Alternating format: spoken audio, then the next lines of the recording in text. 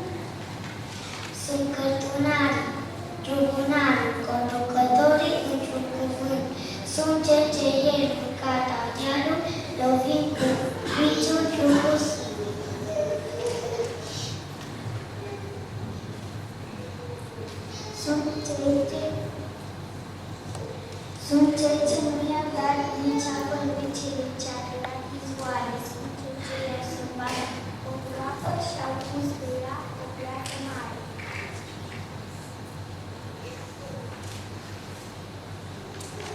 Priviți!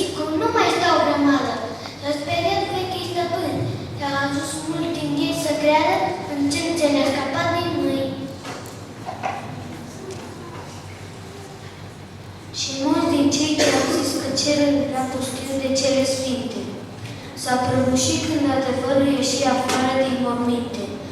Au căzut chiar și străjenii. S-au prăbușit uimiți romani, căci nu pot nimici învierea, nici forța armelor, nici banii. A înviat viața lui, cine poate sta în cale? Sus în cerul serafimii cântă într-una observare. Prin cetate ucenicii sau plini de bucurie și întâlnesc prin gura mare să a vestit credință vie.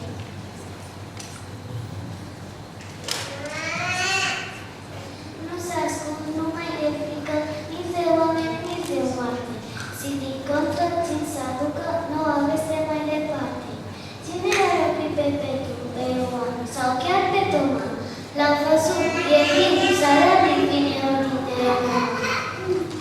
Iată-i vezi cu mic, cu mare, mame cu copii în brațe, merg cu un tân în fața morții, merg cu zâmbetul pe față. Moartea nu mai iubesc, nu iubește răgrozavă, ci de astăzi mai degrabă eu să către slavă.